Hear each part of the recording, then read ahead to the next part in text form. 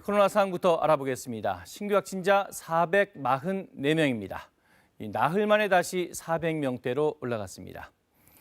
이 가운데 수도권이 80%를 훌쩍 넘고 또 경기도에서만 전체 확진자의 절반 이상이 나왔는데 동두천 외국인 집단 감염의 영향이 큽니다.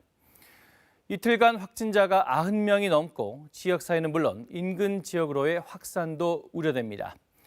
백신 접종자는 하루 만에 6만 3천여 명이 늘어서 지금까지 8만 7천여 명이 1차 접종을 끝냈습니다.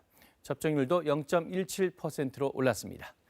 연휴가 끝나면서 이 백신 접종도 속도를 내는 모양새입니다. 이런 가운데 백신을 맞은 뒤 사망한 사례 2건이 처음으로 신고됐습니다. 요양병원 입원 환자의 기저질환자라는 공통점이 있는데요. 방역당국은 백신 접종과 사망 사이의 연관성이 아직 확인되지 않았다며 조사가 진행 중이라고 밝혔습니다. 민정희 기자입니다. 경기도 평택시의 한 요양병원. 뇌혈관 질환이 있던 60대 남성 A씨는 지난해 11월 이 병원에 입소했습니다.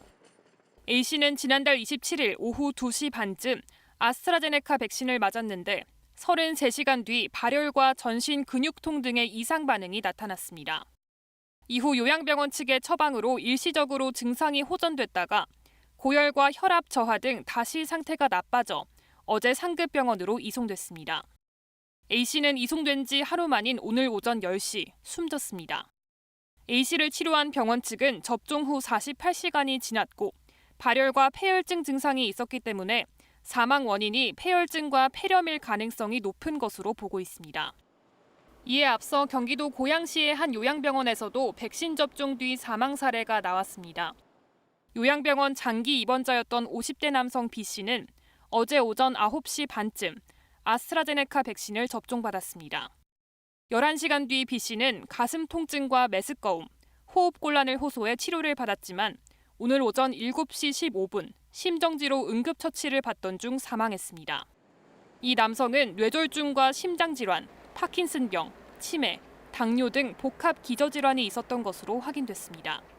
질본하고 경기도 역학조사관들이 현장에 와서 역학조사를 진행하고 있는 것으로 알고 있습니다. 복합 기저질환을 가지고 계시잖아요. 그런 것과 백신과의 관계를 심층적으로 조사하지 않겠나 이렇게 생각됩니다. 보건당국은 사망자가 발생한 요양병원의 접종자들을 대상으로 이상 반응이 있는지 여부를 계속 관찰하기로 했습니다.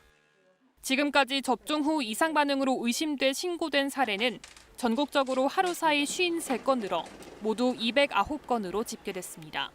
KBS 뉴스 민정입니다.